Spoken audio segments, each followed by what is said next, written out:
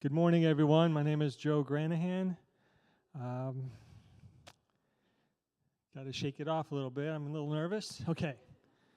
This is Janet Granahan, my wife, and Julie Granahan, my daughter, the youngest kid of four we have.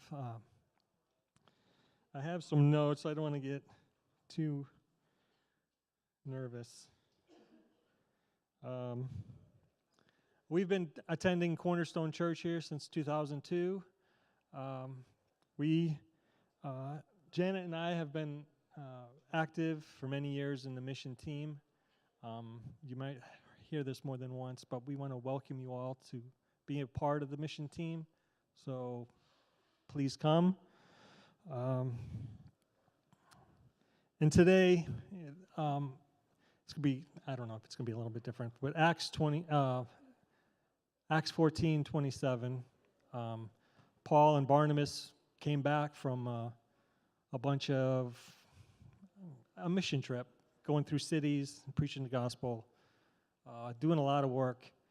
And it basically says in verse 27 is they come back and they gather the church and they tell them of all the great things they've done. All the great things God has done through them. Okay, so this is pretty much what our report is all about. My first report, hey, Dan, can I do the first picture, please? My first mission trip was in 2011 with these guys. The guy with the glasses on top, that's John Boynton. He's the president of Reach Out for Christ, Gospel in Action now. The guy to my right is Ruben Nakata. He's a national Malawian pastor. The other two, Dennis is over here. Laverne Tuith is here.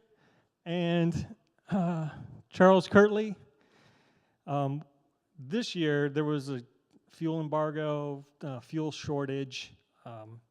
We were stranded for a number of days, and there was a lot of just getting to know each other, and we did go out and did a whole lot of borehole work, which why we were there, fixing and repairing, restoring the boreholes to get them out in rural areas. And after we do that, we give them the message, the gospel message. And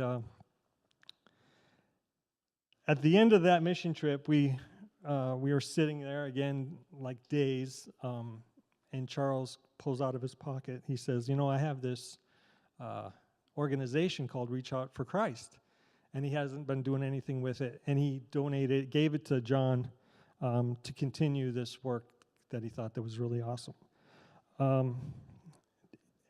At the 2012, I returned again to Malawi to do the same work and to preach the gospel to the villages. And these 2 years, and maybe ever since then, but those 2 years when I went, Reuben and his wife, they opened their house up to us, and we were able to stay there. And Edith, she cooked all the food for us, which was very nice. This year was my first time at the Gospel in Action Mission House, where there is. 2018 is when I went. Dan, could you give me the second pictures, please? And this year, we had this team of guys. There's me in the red shirt, Charlie Hale in the orange shirt, and then there's Team Con 1. Both of those guys on Charlie's left, the guy with the blue stripe and the white shirt, their both name is Con 1. You'll hear a bunch more about those two. And then there's Pastor Daniel on my right, over by the borehole head. That was our team. There was Ruben also. He may have taken this picture.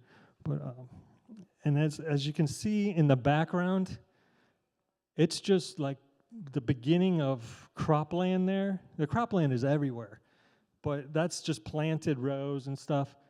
And I've never seen Africa like this before. When I've been there the years before, everything was already grown, and the maize, the corn, was already 6 feet plus, and you don't see anything but your trail, and there was a time There'll be another story. Hang on. You just can't see nothing. Everything is just buried in the green foliage. Okay. This year, the reason why I went to Malawi is going to Malawi this time I was a board member, or I am a board member of Reach Out for Christ, Gospel in Action, and I was to observe how the organization is running within and along with the Malawian Reach Out for Christ board members, and how everything is interacting with the community businesses and the neighborhood people. And as an organization would have, we have board meetings, which is something new for me and all that, and kind of a drag, but we got the business taken care of, and it was many hours. Can I get picture number 3, please? We went there for the business also of repairing boreholes and preaching the gospel to the villages. And this is how we are transporting the borehole parts. The pipes and the rods, they go on top of the vehicle. And there was a year in 2012 when I was there, we were going through a trail, and I didn't have our parts securely fastened to the roof, and somehow we stopped, we hit a bump, whatever, but all our parts went flying off the front of the vehicle, and the pipe smashed the windshield. So that was me. So since then, there's been a need or a dream that we would have a different style vehicle that we could haul parts safer and more people.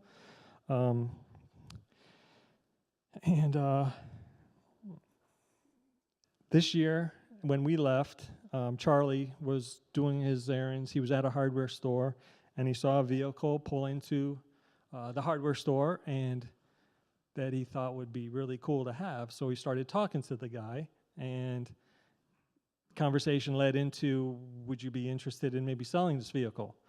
And that came to be possible, and you know, since he was an American, the price was really high compared to what we would think. But the guy, well, they exchanged numbers and stuff like that. The guy did bring it back, and he brought it to the mission house to show everybody that was there. And just yesterday, that was 2012, or no, excuse me, that was January 2nd when I got this picture that they were involved in. Could you get the next picture, please? Nope, there's another one, that one, which is really nice vehicle. It's diesel. It's 4-wheel drive. Can carry full-length pipes and rods, and there's back seat for more passengers. And just yesterday morning, we had at the mission house 2 guys that were visiting from Missouri, and they were seeing everything. Everything was up and running now, like the food program, the borehole ministry, and all that. Well, these 2 guys are really interested in getting involved with Gospel in Action, and they funded the purchase of this vehicle, and we just took possession of it yesterday, which is quite a praise. Yeah. And then picture 5 is me and Ruben in my suit. And that was the day we were leaving, and that was a story. I knew I was going to Malawi, and there's a lot of need there, so everything that I packed, I was planning on leaving there as far as clothing. And I needed something to wear on the way home. So the story is, I'd like to, I don't know how we got it through, but we had to go to town. We bought the material, and we found a tailor right down the street, and he put it together. And I wanted to wear it the last Sunday for church. And I think we got it there on Wednesday, and there was no problem with that. Well, the electricity is hit or miss there, so electricity was out for like 2 days, 3 days, and he wasn't able to finish it. So I'd like to get it before we leave, and we left on a Tuesday afternoon, and Reuben, we didn't get it. We didn't get it. So Reuben drove over there, and he picked it up Tuesday morning, and I was able to wear clothes home. Yeah, praise the Lord. Thank you. That's my report.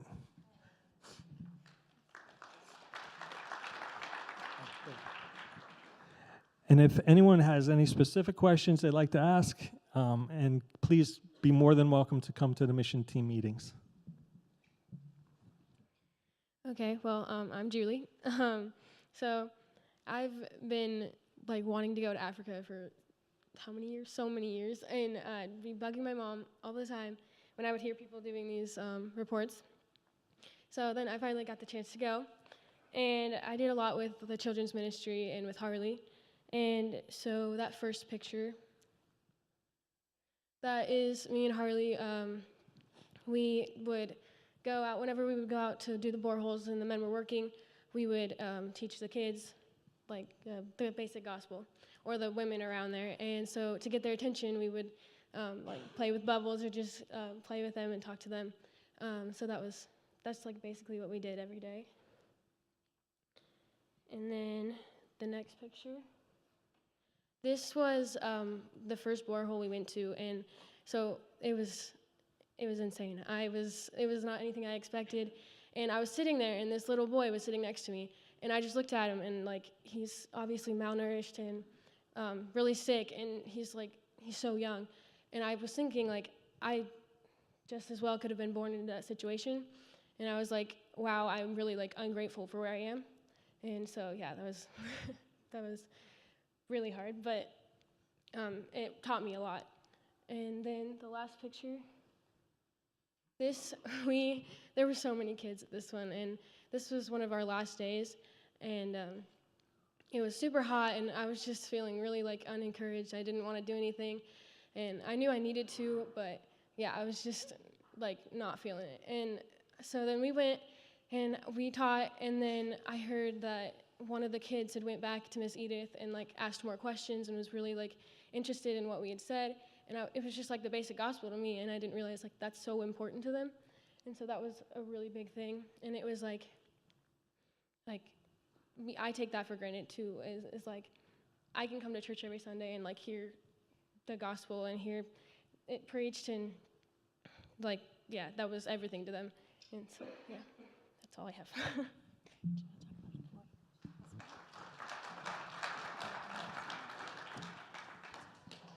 Okay, yeah, my name's Janet. I'm going to go ahead and let you put up my pictures in just a minute, but before you do, I just want to say a big thank you to everybody that helped our family go on this trip. I know a lot of people put a lot of time in for different fundraisers.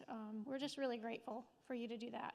And then one of the things I want to talk about is that I've been on the mission team for about 10 years, and probably 2008, 2009, I went to Zambia, and that was the only mission trip I'd been on. And then when I came back from that, I started to serve on the mission team. And I just really want to encourage anybody that has interest in missions to come to the mission team meeting. And I know you'll hear that a lot, but this is, and I've said this before, it's really, really important that people understand this. It is not where you're on mission, it's that you're on mission. And everybody that puts a little bit of effort into sending a team like this, helping at one of the fundraisers, helping Tracy at the well, some people who showed up at a garage sale we had, all of that matters. And I think you're going to hear that by the time we're done today. I really hope you understand that this is not just an overseas mission, it's all one mission, and it's spreading the gospel of Jesus Christ. So I'm going to turn a little bit so I can see these pictures come up as they go, but we're going to just start with something kind of fun. Go ahead with my first picture. Okay, so in this picture, I'm in there, and you probably can't see me, but I'm kind of felt like, where's Waldo? Way in the back. This was a school that had 1,500 students at it, and some of them had gone home, some were in the class, but we were mobbed here. So go ahead to the next picture. Same school. here I am. I'm enjoying every minute of this. This was really scary. This was partly me saying, help me. They were crowding around me, and I was trying to read their books. These were little exercise books. Some were in English, some were in Chichewa, and I was trying to read to them. But they kept crowding in so that I just kind of felt like the more people that came in, the less space I had around me until I just was getting crushed and even tipping over. Go to the next one. Okay, so this is the same school, and if you look up in the tree, this is a little boy. We kind of nicknamed him Zacchaeus because he literally he wanted to see, and if you look, I got separated from the group. Way on the other side of this group was Tracy and Edith and Harley and Julie trying to teach the gospel, and so he had climbed up in this tree, and I was kind of behind him, so I snapped this picture, and he just clung there, probably for more than a half hour, 45 minutes, just hanging in the tree, and there was another little boy who tried to climb the tree with him, and he couldn't quite get up there. Okay, so the next one, and I wanted to say all this commotion is just because Americans showed up to fix their well. Can you help me for a second? Will you hold those? Okay. So this is one of the things I wanted to tell you about. I want to start with these pictures because people often ask, why do we send people on these short-term trips? And why, we're spending a lot of money to get them there. We're basically pretty inexperienced. We don't know the language. We don't know the culture. And when we start to figure out the culture, we go home.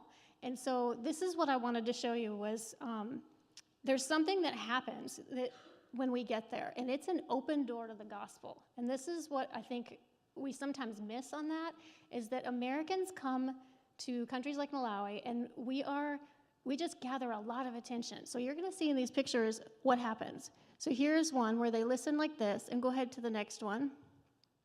And like this, these are all different villages I'm at. And go ahead to the next one. And like this, and here's us sharing the gospel. Go ahead. And like this. And here's what happens. This is Charlie coming up to fix a well.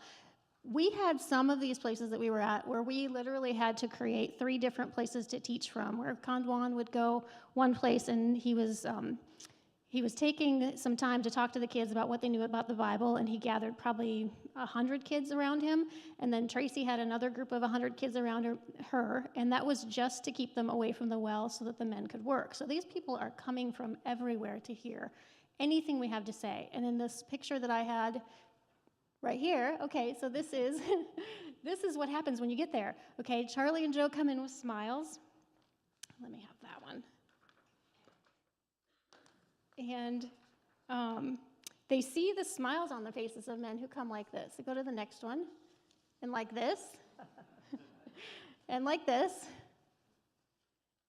And it just takes time to fix these wells. In this particular well, we were there quite a long time. There was a village, we had 2 we fixed. And there is another one that they tried 4 times to fix a well. So in that amount of time, they get to know each other. They talk to Charlie. There's usually an interpreter there. If they can speak English, you can talk to them. Sometimes you can't, and you have to use an interpreter. But what's happening is you are developing a relationship with them. And then when their water is restored, they can tell them the reason that we would come, not just from the next neighborhood or the next town, but all the way from America to do this for them. We get to tell them why. And go ahead to the next one. So when your water comes from a place like this, go to the next one, and your little ones are carrying water home that looks like this, and then you restore it so that it looks like this, and then you put smiles on their faces like this, go ahead, and this. Then it helps you to make new friends like this. This woman, now she came running out of her house and gave Tracy a great big hug, and I was sitting in the car already, and I was surprised, and I thought, well, maybe this is a village we've been to already. She knew her. I'd seen lots of Malawian people come and hug Tracy and just excited to see her. And when she got back in the car, I said, so did you know her? And she said, no, I didn't know her. She had just run out of the house and gave her a great big hug because the well that they had fixed was right next to her house, and she had been walking to a different well that was a really long ways from her house. So she just came out and just hugged her and was so excited to see that we'd come and given her water. So then, go ahead to the next one. Thanks. Okay, so then all of that to end up in a place like this, where you're having a group of believers. This is all a group of believers that are sitting under a tree to have a Bible study, and this is the village of Chawale, and you're going to hear a little bit more about them from the next team, and this is one of the villages that they asked us, they wanted to read the Bible, and they said, can we have Bibles? And they couldn't, because most of them couldn't read. There was one girl that had one who'd could read the Bible, and there were just a few women that we asked if they would be willing to teach the others to read, and then they could get their own Bible. So this village, I left them, I think it was the equivalent of about $40 to buy books for the whole village to learn to read. And it was a village that didn't have running water. And go ahead and go to the next picture. They had a well that they could fill 5 buckets of water, and then the well would run dry. And so we had tried to fix it, and we couldn't. It was too shallow of a well. And this little boy was one of the boys in the village. And as we drove away, we'd been in all these other villages where we'd fixed wells, and they thanked us, and they were really grateful. This one, we got back in the car, and I didn't even have a Band-Aid or a first aid kit. And I remember looking at this boy's head and saying, you know, I can't help him. I can't help him at all. And we left, very, very sad, and this was close to the end of our trip. One of the things Tracy did was she just encouraged the women to pray. Just pray and pray, because we can't help you right now, but we can help you maybe in the future, so God can make a way. And this was late in the day also, so sometimes Tracy will put kids like this in the car and take them to the hospital, but you can't if it's evening. So this was a really depressing day for me, because I didn't feel like we did much of anything for them. But anyway, so this is what I've seen Gospel in Action doing in Malawi. They are sharing the gospel at every opportunity and working for these opportunities by just meeting these basic needs, whether it's if they see them needing water or if they're sick, food, literacy. Those are just things we take for granted, just like what Julie said. So for those who are helping, this is why I'm saying thank you. Like, this really makes a difference.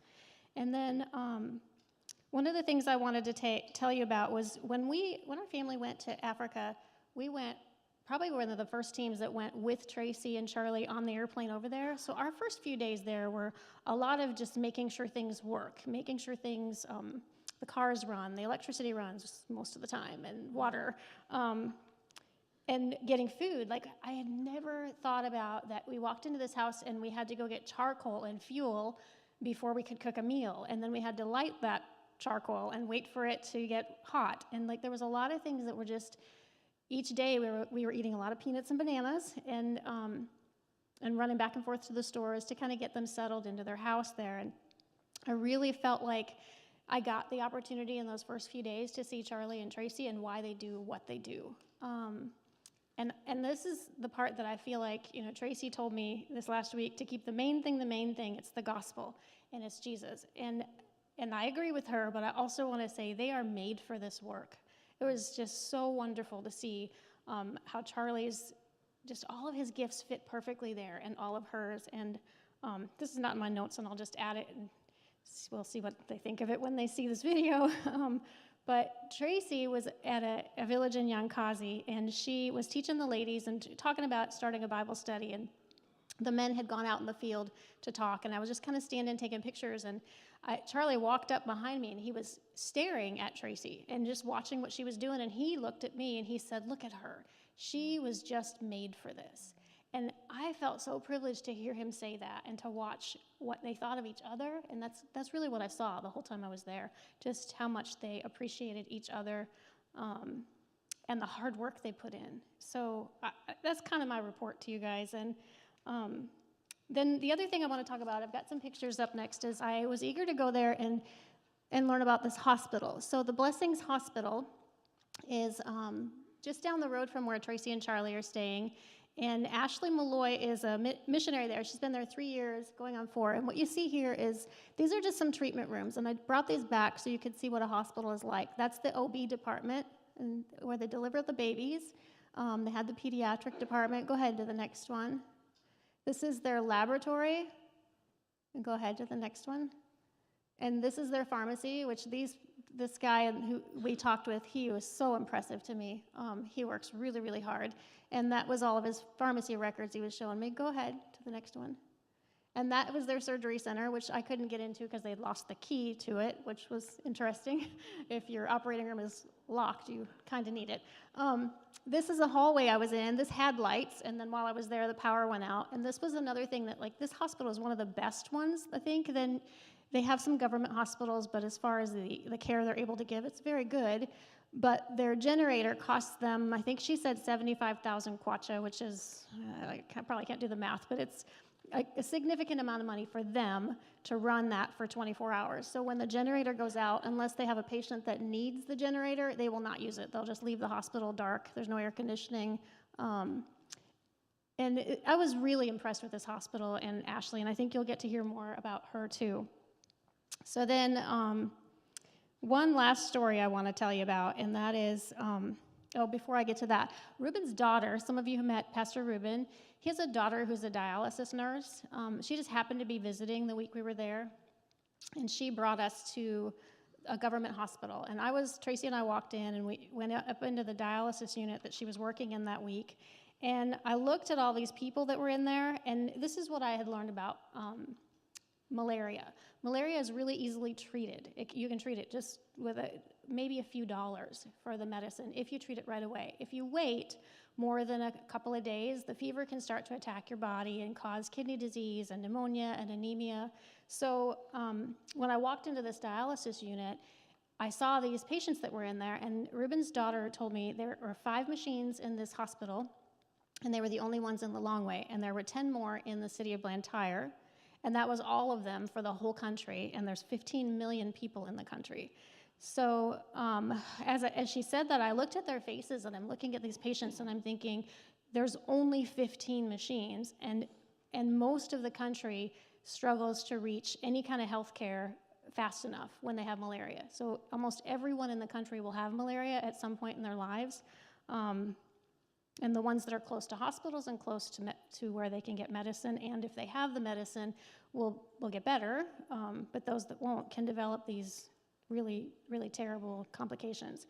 And so I just wanted to just display that to you so you could think about what is the spiritual condition of the people in that country, and how many are still waiting to hear the message that we already have.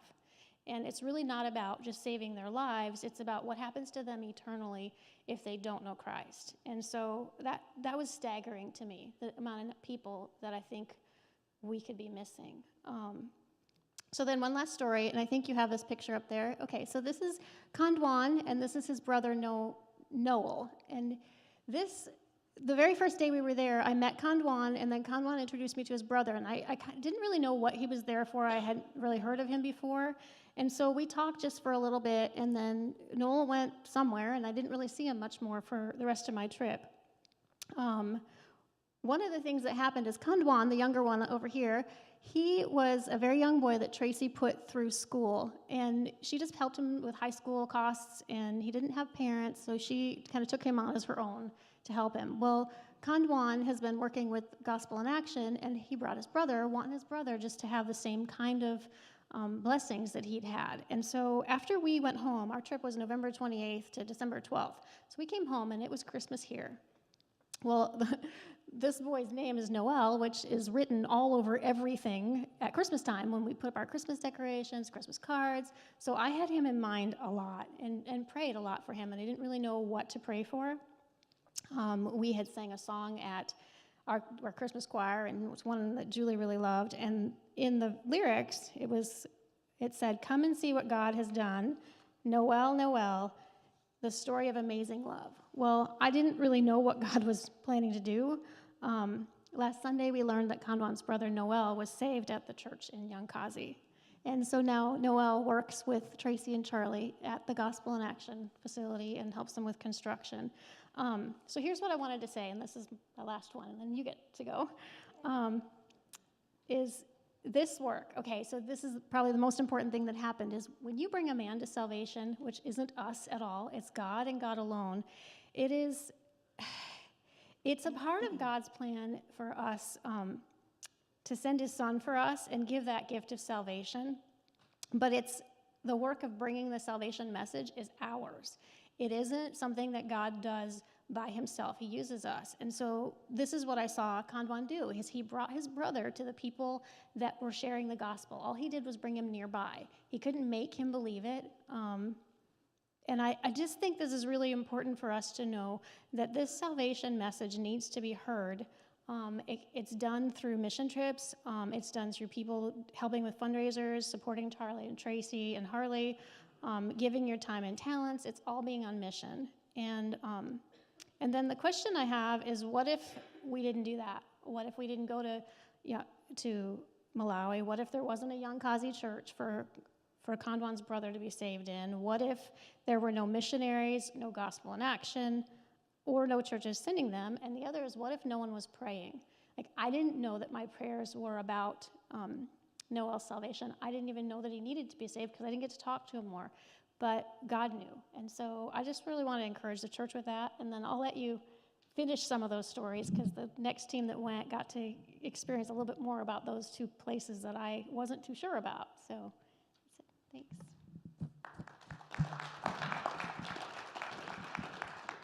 Moni, that means good morning. That is the one and only African word that I could learn. I tried and tried and tried to learn, to say, what's your name, how are you, and I finally gave up.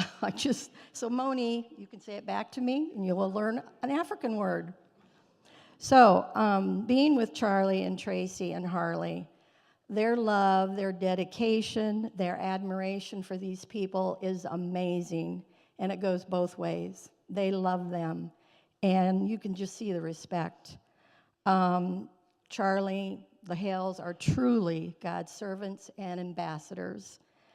The first photo is of the village of Chihuahua. And this little girl, actually, you got to see her, didn't you? Mm-hmm. This is a ringworm, and it was so severe. This is the first time they saw this little girl, and their heart just went out to her. She was 3 years old, 6 years old, very tiny, very little, and then they got her treated. And if you can go to the next photo. She's supposed to be turning 6 soon. And this is a video of when we went, and we got to see her. They wanted to go back and see how she was doing. And Kandwan absolutely adored her, and she adored him. Tracy, she's trying to get to you. And you can go to the next one. We're just so excited to see her, they were. And we were too. And this is one of the homes that we got to go in. And I wasn't going to say a whole lot about it, but it really left an impression on me. I walked in, and my eyes had to literally adjust to the darkness. Their floors are packed dirt, and they have in this one, they only had a mat on the floor. I looked around, and they had two little cutouts up high in the wall that let a little bit of light in, and it was so depressing. It was just like, I just felt so sad for these people, but they don't know any different. That's me feeling sad for them. But the grandmother, she is raising this little girl. She lost, I don't know where the father is, but her mother died, right? And this is another picture. After we left, they went to see her. And, actually, when we were there, she had a fever, and they discovered that she did have pneumonia, and they got her treated. And I don't know if she's still living with Charlie and Tracy. Do you know, Jill, if she's still there? But look at her. And Charlie just adores her. You can just see that. So let's see, the next photo. Oh, this was actually supposed to be the first one. Oh, no, doesn't matter. Anyway, this is the vehicle that we traveled in. It was a Range Rover. Is that right, Denny? And we had up to 14 people in this vehicle. And at times, we didn't have just people, we had live chickens as well. You can go to the next photo. And this is the nurse that Janet mentioned. Her name is Ashley. No? Ashley is the American missionary. Oh. One of her nurses, though, yes. Okay. Yeah. Anyway, she's a nurse. And I got to work with her the whole day. And she would test for malaria. And we ended up, 190 patients came through that day. And I don't know how she does it, I really don't. And I was fortunate enough to, well, she was really busy, and she had all these pills that she was handing out, and I thought, maybe I could do more. So she would take a cotton ball with alcohol on it and clean their finger and poke their finger and put it in this little thing, and if it came up with 2 red lines, then they had malaria. And I thought, well, I could help. So I took the cotton balls, and I cleaned off the finger. And then she handed me the little thing to poke the finger, and I thought, no, I'm not doing that.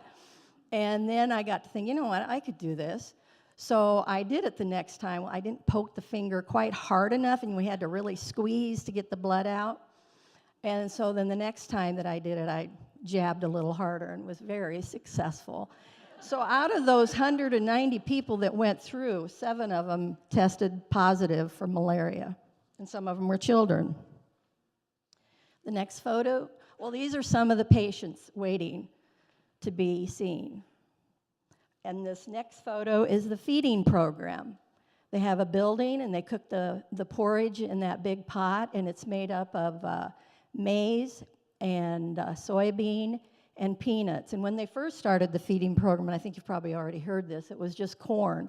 Well, there's not much nutritional value in that, so they added the peanuts and the soybeans. So they would dish it out in these bowls, and then we would carry it out to the kids. And this little girl here, she looks bigger than she did in real life. This picture kind of makes her look older. She looked like she was about 1.5 years, but she was getting it all over her, getting more on herself than she was actually in her mouth. So, and these kids are scared of you. Some of them, not all of them, some of them are scared of you. They'll just take off running it. And so I crept up, and I kneeled down, and I finally coaxed her for her to give me her spoon, and I ended up helping her to eat. But you know what? She'd walk away with that food all over her, and she'd probably wear that dress for weeks and weeks. Their clothes probably literally fall off of them before they get rid of them. Let's see. I think that's it. I don't know. I just thought this was, I have some interesting faces, so it's kind of scroll through. Just some things that I thought. This little lady here, she came up, and she stood right in front of me, and I thought, hi. And she wanted her picture taken is what I got out of it. So she was smiling, so I thought, I'll take her picture, but as soon as I got my phone ready, she quit smiling, and this is the picture I got. And this little girl, sometimes a little child or an adult, you would just really connect with them. There was just something about them that just really drew you to them. And this little girl, that whole day, she pretty much followed me all over the place. It was just adorable. And this little guy with his little tux, that's a tux. Just really cute. Yeah. And this is another lady at the well while they were fixing it. Charlie with, look at the shoe. Look at the big shoe she's got on. I didn't know you snuck that one in there. I had to find out what it was like to carry a bucket of water on my head. So I was able to get that up and put it on my head. But it's amazing. These women will carry that without hanging on to it and not not spill a drop. Some more interesting faces. We got to see some zebras, a giraffe, alligator. I probably don't need to tell you what they are. Another alligator. These girls, Edith took me around the school, the private school, and these are high school girls. And everybody loves to have their picture taken. And they wanted to pose, so this is, and I just, look at the little legs on that little girl. Isn't she just a doll? And this is Con Juan. He did a lot of our interpreting. He was an awesome man, a real true blessing. And then Denny, with the helmet on backwards. Dennis riding a bike through the long way. This is Pastor Daniel. I tell you that he is truly a man of God. He is just, I would have loved to have brought him home with us. He was just awesome. His wife, we got to meet her. Okay, these are these are the girls that I sponsor. The one over here in the stripe is Daria and Phoenicia. And I got to spend quite a bit of time with them. We took food to our sponsored families, or our kids that we sponsored. It consisted of live chickens, rice and beans and vegetables and fruit and a little bit of sweet stuff. And we bought a wash bucket for them and a basket. So this is us, or not us personally. I wouldn't have touched those with a 10-foot pole. But anyway, they're gathering up those chickens for us. And there is the family. This is Daria's aunt. Her mother died, and her aunt is raising her. And this is when we brought the food to them. Remember that skirt. Okay, and now this is Phoenicia. And this is her mother and her father. She's very fortunate to have both parents. And after I got done presenting that to them, yeah, see, I gave my skirt to Daria. She wanted it. She said, I love that skirt. So she's wearing it. A little baggier on her than me. But I wanted to go back to Phoenicia's mom. When I got done presenting the food, she gave me a hug. And I tell you, I've never been hugged like that before. This is, you snuck that one in too. This is me sharing the gospel. I just have to say that was the one thing I was terrified. I was so afraid to do. But you know what? If you believe in what you know, God's going to give you those words. And he did. I was amazed at myself because of what God did through me. It was very emotional. You could connect with some people.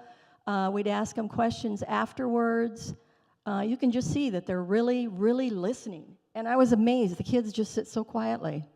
You know, there's no getting up and fighting or punching each other. They just sit there and they just listen. Next photo. Okay, where am I at? Okay, this is when we're getting ready to go home. We took a picture of all of us. And I just have to say, was the trip hard? Was it long? Was it emotional? Was it rewarding? And I have to say yes to all of those things. It was truly amazing. That's my last picture, but I also wanted to share that after getting home,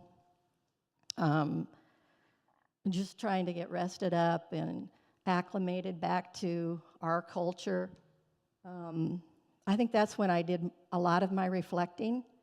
I think when you're in the moment, you're just so busy, but when you get home, that's when I thought, man, I'm going back again. You know, we can stand here and share with you photos and pictures and tell about it, but till you've been there, that's when it really becomes real. And as poor as these people are, they smile so easily, throwing a ball to them, blowing bubbles, giving them a Bible.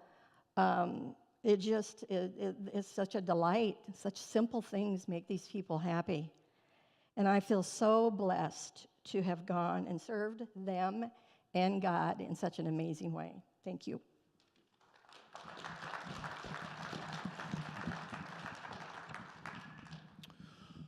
My name is Dennis Anderson, and I'm glad my wife went with me to Malawi. So I think she had her eyes opened up to a whole nother world. And I think the person sitting to my left, Jill, was a pleasure to go with also. And a lot of people don't know that she stays in the background of a lot that goes on here at the church, and as well as, just to give you an example of the men's conference that just occurred. while we were over in Malawi, she was putting together the packets for that and doing all the design work for the handout material and everything while she was over there, constantly working at one project or another. And I was just so impressed with it. And you can go ahead and start my slide, I think. You took that picture out. The one with you. Oh, okay. Okay, I guess it's the last slide. Never mind. This is the way my started was that pile of wood I was sitting there looking at.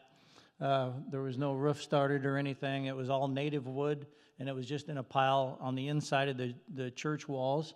And my job was to cut all of those boards and make rafters, and so that they would fit correctly onto the church. And so I did pretty much all the groundwork and all the cutting and putting together of the trusses with plates, and then all the people standing around would take them and put them up onto the church. And you can see how they swing them up. If you've done any construction work at all, you know that they'll swing them up. And Charlie's supervising it all. And of course, Charlie's going to be up at the very peak. And at times when you got people pulling the wrong way and he's holding onto the rope, he's very fortunate that he didn't land on the cement down below, because they just don't understand sometimes of what you're trying to accomplish. It's like taking a bunch of teenagers and taking them to a construction site and expecting good results. It takes a lot longer than you would think. But we got them all built, got them all up, and as you can see now how they brick in the ends of them to where they're actually setting in the concrete blocks now, whereas before they were just freestanding up there. And so as soon as we got that done, their bricklayers came in and cemented them all in, and there's the end product of what it looked like when we accomplished after a week's worth of work. After we got that done, we measured it all up, and this was actually done the week after I left Malawi. They had to order it and have it shipped in for the metal, but it's up currently, and the church is getting very close to being able to be usable. It quadruples the size of the church that they had, and which was really packed. It's impressive. It's a nice, clean place for them to gather to hear the gospel. The next one. Here we have the Conwans. We call them Old Conwan and Young Conwan. They're mixing cement. They had purchased, it's between 16 and 17 acres of land. And so what we were doing there on one of our first days was we were going around and putting cement markers on the boundary of these 16 to 17 acres. And you can see it's done by wheelbarrow, and it's 16 acres, and I think we did 60-some markers around so that everybody would know that this belongs to Gospel in Action. And you can see the rows, so you wheelbarrow it up over the rows with one pulling and one pushing. And we were there all day. That was a good day's work. But I think the next video you're going to see is the overview from the camera that was on the drone. Jill brought a drone, and so was able to see this is the 16 to 17 acre field. It looks like Conwan out there walking in it. And then there's the paths you can see that you'd walk when he was pushing the wheelbarrow. But it's all planted, and the crops are coming up, and that's all done by hand. It's just incredible the amount of labor that it takes for them to get crops in and out. There's a good overview of it, of this field. And that field will go the maize that they'll get off of it and the peanuts that they'll get off of it is what they'll use for the feeding program for the schools. So they're going to be able to produce their own. This is the scene from what was called, it was a night of secret church. And this is one of Haley's projects that she had boys and girls, teenage years. And it was a demonstration to them on how fortunate they are to live in a country that's free and that they can worship the Lord. And it was a dramatization where they really didn't know exactly what was going on. So it was explained to them as it was going through the evening. And it was a demonstration to show that many places have to meet in secret. They'll get in trouble if they're found to be worshiping Jesus Christ. And I think there was a total of 14 children there. They're teenagers. And so what she would do is that she would tell them the stories, and then the boys would all separate from the girls, and the boys would go out of the house. This was nighttime.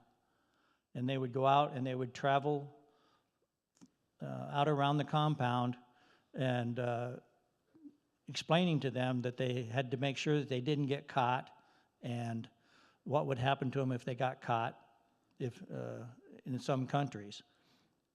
And just hold that a second. And what had happened is that the men would be out, and we were stationed in different places, hid, and when the kids would come by, we would jump out and really scare them pretty good. I mean, we were yelling at the top of our voice and screaming at them, yelling, "What are they doing out here? They better not be, worshiping Jesus Christ." And it was real. It was real for them. They were really terrified, and boy, they'd take off running. And they thought they would get done with one, and then they'd go on a little further, and Con Juan would jump out at them and scare them. And so there's like 3-4 different stations that they were really scared as they went around the house to get back to the house to where the ladies told their stories. I think June shared hers, and Jill, you did. So it was a really ended up being a great event that Harley had put on and that she had learned from going to Fusion. Okay.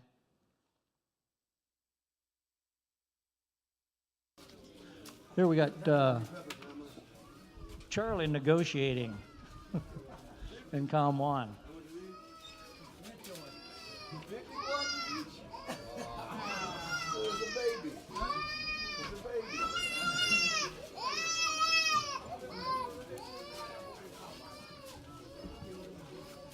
We're buying the food to give to our families that we support over there. Green peppers?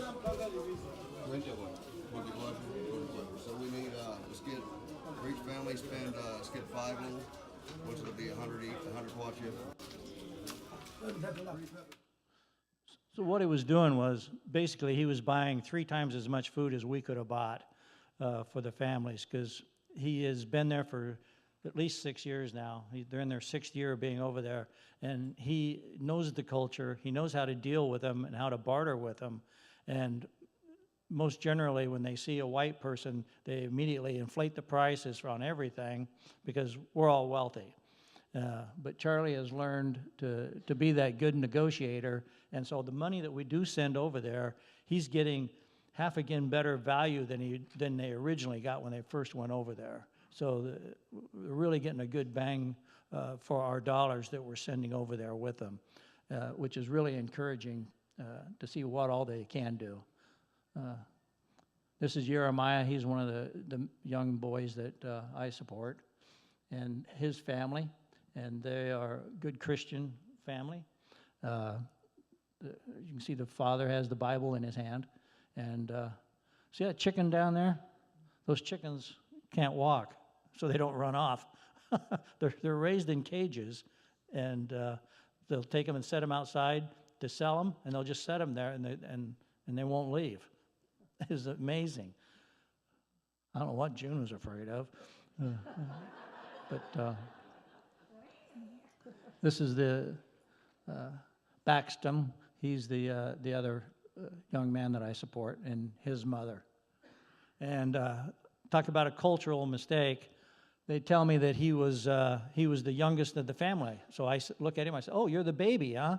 And immediately, everybody that was standing around was, "Oh, you can't say that to him," you know. And apparently, I insulted him. And but you just don't know the culture. So as you can see by the color on his leg, that's gangrene. One of the wells we fixed. I just wanted to touch on the medical issues also, is that what the needs are there. Here's a gentleman that absolutely would have lost his leg and maybe his life had not we gone there to fix a borehole, and Tracy immediately is on him, and she's making the arrangements to get him to the hospital, and so they were able to get him into the hospital, and in all intensive purposes, there's no doubt in my mind that he was sick, and it was bad, and he would have died out there on his own had they not been for Tracy and Charlie being there. It's just incredible the amount that's done. At the hospitals, when they take him to the hospital, a family member has to go with him, and the family has to feed him while he's in the hospital. They don't have any food or anything at the hospital. The other thing is, it's important. I saw Harley sneaking around, because I was standing outside, and I saw her sneaking around inside the house, and she had her camera up and taking a picture. I couldn't figure out what she was doing, and when I stepped inside, I immediately saw that she was doing a video of Jill, who was just totally worn out, or faking, one of the two. But I was able to sneak her and get a photo of her also. I think my whole role of going there this time, my purpose was that I went at the very first photo that was shown with Joe and I and Laverne Truitt and Charlie. It was just, I wanted to see for myself, in my own eyes, the change that had occurred in those 8 years since I'd been there. I've been to Zambia also, and I needed to go back to Malawi to observe and to see what else could be done in the Malawi area. And what I found was really encouraging. The Hales, my wife has said it, they're truly gospel warriors. I've worked with Charlie here in construction here, and I think I know Charlie. He's a hard charger. He's a hard worker. Either get in and help me or get out of my way. And so it was interesting to see him over there. And he takes that same attitude and drive that he has and hard work and extends it to the gospel. I mean, when you would go someplace, the first thing he was going to ask you is, did you tell him the gospel? Did you tell him the gospel? Did you tell him the gospel? And he seizes every opportunity to spread the gospel at every turn he makes. And I found that so good to see that he is so dedicated, and they work so hard. They work 24 hours a day over there. In the middle of the night, a young man shows up. They're afraid to knock on the door, so they get the night watchman. And the night watchman has to go in and get Charlie up of a young man that's dying at their front gate. And I heard the car start up at 2 or 3 o'clock in the morning, and where are they going? And the next morning I found out that Charlie was taking this young man to the hospital who was having a major asthma attack and was literally suffocating to death. And then they told him that it's a good thing they brought him in because he probably wouldn't have made it through the night. And he came back 3 days later, and thanked Charlie for taking him to the hospital. And I thought, wow, this is real. This is real, and they're saving people's lives, and they're doing it all day, every day, with water and spreading the gospel. And I just think the world of him now. Not that I didn't before, but but now he's a true warrior, and his family is right there with him. Tracy and Harley, what a team, and just so impressed with them. Thank you. I want to start by thanking everybody who helped us go on this trip and helped with raising money and the fundraisers. It was not possible without you and the money that we had extra to spend to help these people. You guys are just as much a part of taking the gospel as we were. So thank you very much. I'm going to go ahead with the first picture.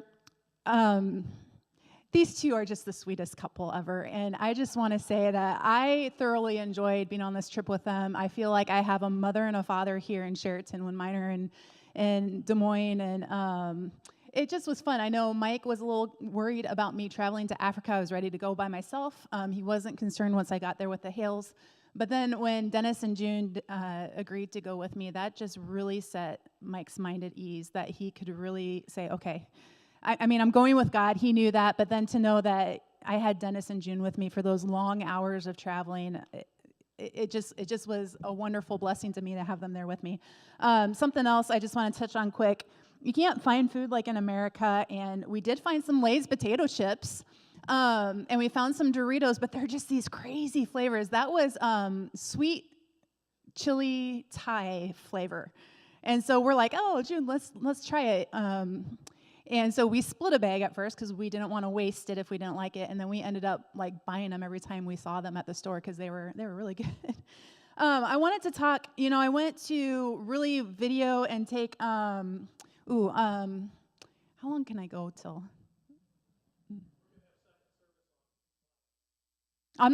TIA, this is America, right? So just like this is Africa, so just go ahead.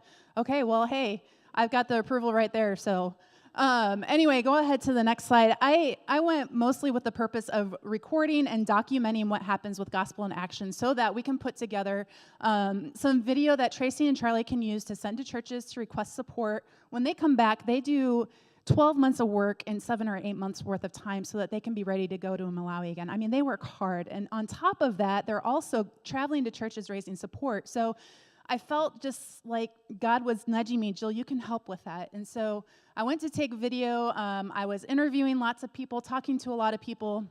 And so really, at the very end, I'll touch a little bit about a couple of things with me, but I really want to talk about Gospel in Action and the Hales over there. Kanwan and Noel. Kanwan, this is the first day that we went to church in Chimoto, and Noel had never been to church, and I want to tell you a little bit about their story, but Kanwan and Noel, their dad abandoned them when they were young, and they had a sister as well, and then their mom, Kanwan, told me they moved to a village, and she kind of started going mental, and then eventually died from this illness that she had, leaving them as orphans. So they're the two brothers and the sister, who is quite a bit younger than them. Kanwan said he was probably 6 or 7 when his mom died. So then they went to live with an aunt, and I'm sorry, I'm going to cry, and I didn't want to do this, but every morning she would wake them up and beat them so that they would get out of her way so she could make bread for her family. And eventually, his brother ran away.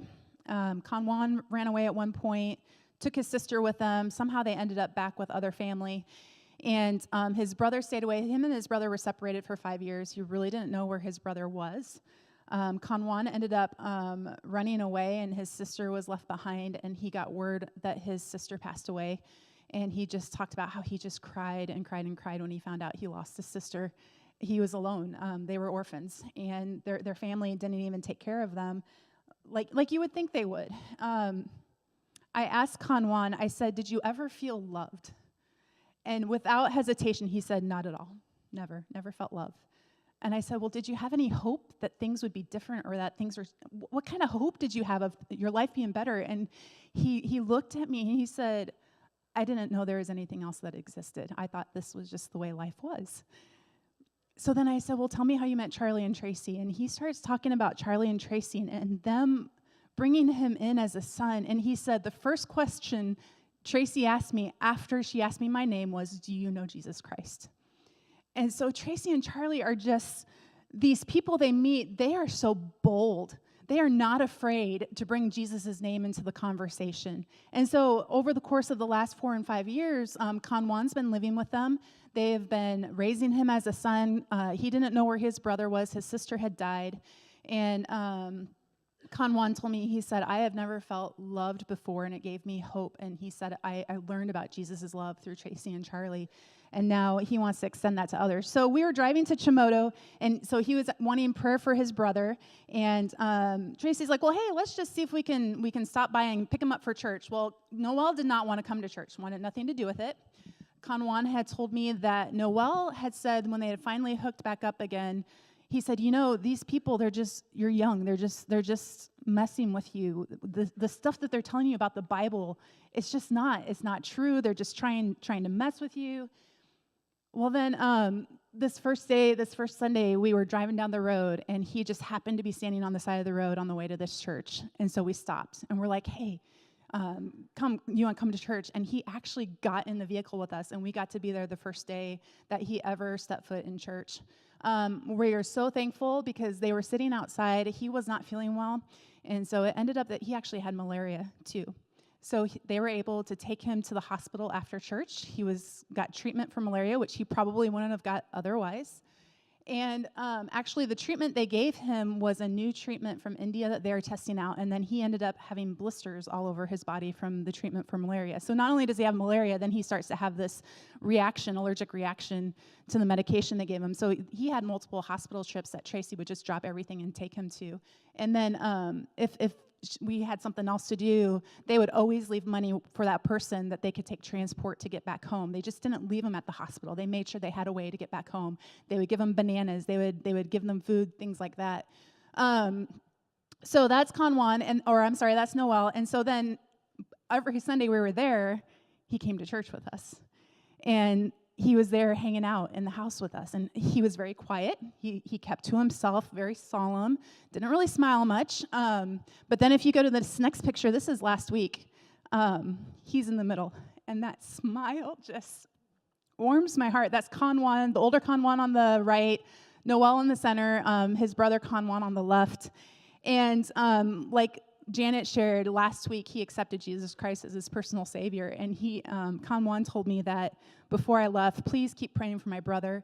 He's starting to see that, man, these people really do believe what they preach, and it's just because of the people coming, Joe and Janet coming, Tracy and Charlie, the love they show, the support that he saw us there with his brother, and just an amazing story of God's redemption and love. And it's funny, Kanwan told me he basically lost all of his family. He lost his mom, his dad, but then God brought Charlie and Tracy as a new father and mother for him. And he said Harley is the sister that he never thought he would ever have again. And so he is just blown away by God's faithfulness, that God would give him a new family. And, story after story like that of the people I would talk to and their response to Tracy and Charlie and Harley living out the gospel every day. Every day. There's no hesitation. There's boldness. They work hard. They have joy. There was so much laughter when we were there. I mean, we laughed a lot. But then if things needed to get done, it was time to work. And if there were issues that needed to be handled, they were handled, but they were handled in a loving way. So then if we go to the next one, already, this is last week after Noel was saved. He's already helping. He's doing malaria tests right there. They're discipling him and teaching him how to grow in Christ, and it's awesome to see. I wanted to play a little clip for you, and this is just when we go, Tracy and Charlie. This clip will speak for itself. I just was in tears multiple times, and this is what it's like for them over there, for Tracy and Charlie sharing the gospel. So go ahead. So let's say that you've committed a crime.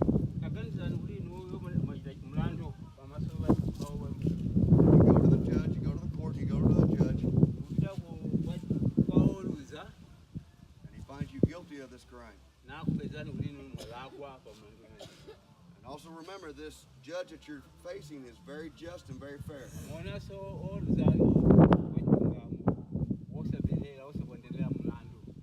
And he says, okay, for the punishment for this crime, you're going to spend 10 years in prison, or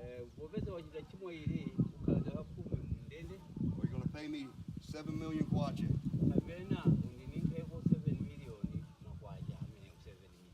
So me, I'm going to have to go to prison for 10 years.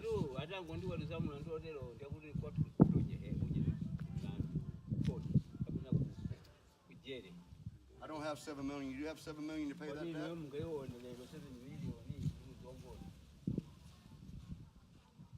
What if a man came up and says, I'm going to pay that fine for him? How would you feel about that man? Love him? Would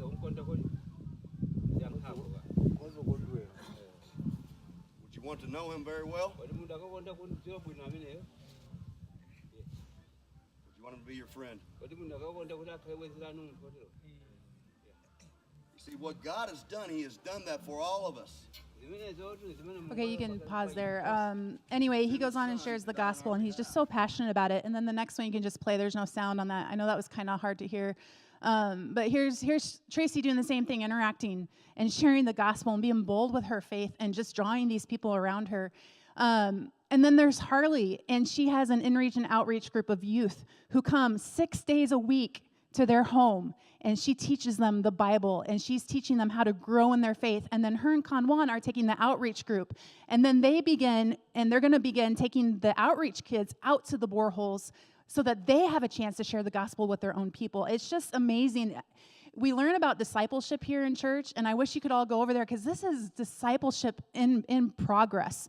And it's sharing the gospel. And then that last picture, also I want to talk to you about Charlie not only is building there, but he's teaching them life skills. He's teaching them how to do things correctly. It kind of looks like Denny's about ready to saw somebody's hand off, but I don't think he did. But you see Charlie over here, and the guys just hover around him, and he teaches them, and he talks to them, and he shares with them. And Tracy does the same thing. It's discipleship in action. We have so much that we can learn from them. I know I learned a lot about discipleship from them being over there.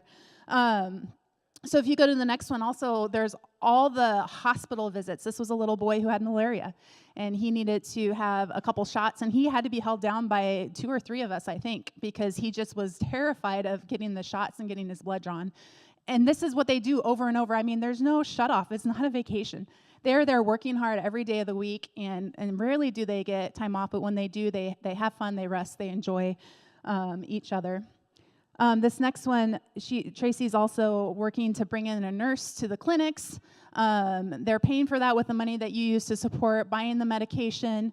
And then on the next one, actually they're creating jobs. So like that farm, Charlie's going to be creating jobs for the Malawi people.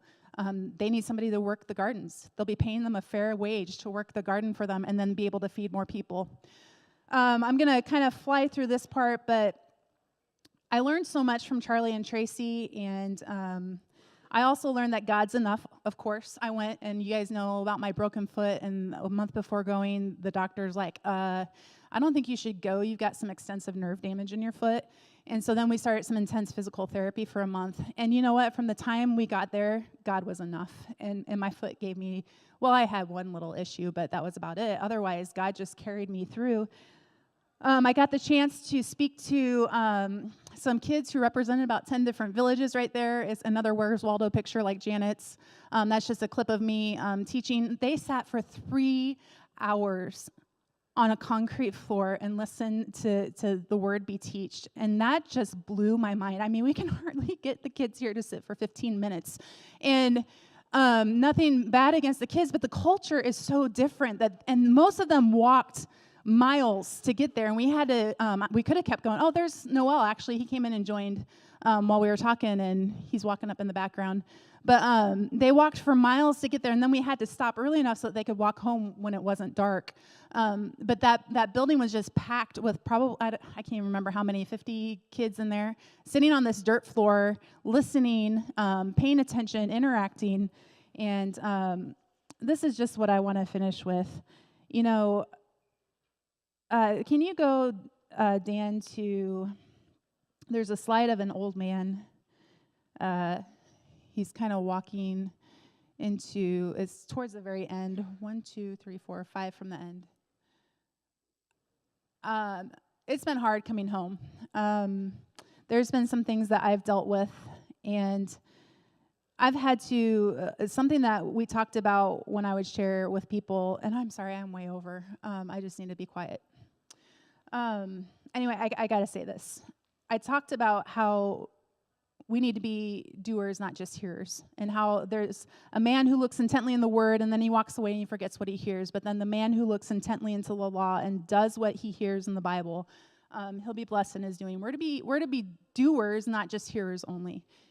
And so I came home and I've been battling this because it's like, how do I translate this to at home? Our cultures are so different. There are things Malawi people do right that we just have, we could learn from them. There are things that we have going for us that they could learn from us, and just trying to mesh those two together. Last week when I was home, I ended up having some kidney stones, and it was extremely painful. And I was fortunate enough that I lived 2 blocks from the clinic, and I could go up and I could get some pain medicine, and knew that the ER was there if I needed it. I had Tylenol in my kitchen that I could take. This man came into the clinic. Can you go back one? This man came into the clinic, and I believe he had arthritis. If anybody would have had what I had, and had the hydronephrosis like I did, where it was backed up in the kidneys and a kidney infection, chances of them dying if they didn't get medical help would have been great with the sepsis and stuff.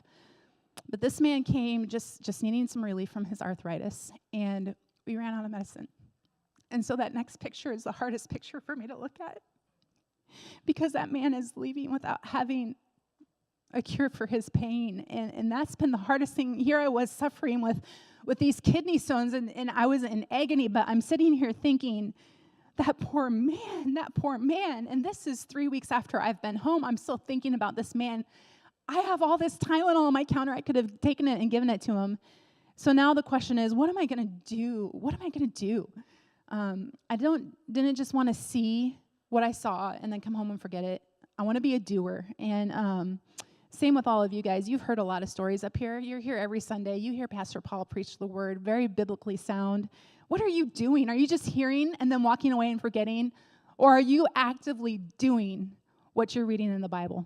Are you actively making a difference in someone else's word because of the love of Christ and because you are free? The last picture, and then I'll stop and I'll shut up. It was good in Malawi because I had an interpreter, so I actually was limited on how much I could talk. So the first place we went when we got back to the States was Arlington Cemetery. And we went to the Tomb of the Unknown Soldier. And I remember us all kind of looking at each other and being like, whoa, this is pretty heavy after just coming from where we came from. The freedom we have, the advances we have that other people don't have, the medical care. And then we come home and people are just up in arms in our country, and they don't understand what we have here that they don't have. And so I don't want to forget. I don't want to be a hearer who forgets. I want to be a doer who does. And my challenge to you guys today, too, is whether you're on a mission trip or not, be a doer. We're all, like Janet said, we're all called to be disciple makers. It doesn't matter if you're here in Africa. Do it. Just do it. So, sorry. That's it. Bye. Thank you so much, mission team. It's so neat to see how God worked and is working and worked in the lives of the people who went and is working in Africa. I might mention, you heard several times, if you want to be involved in missions, our next mission meeting is a week from Monday. It'll be the 18th. It'll be right here at the church. That's a Monday night, the 18th, and I encourage you to come to that.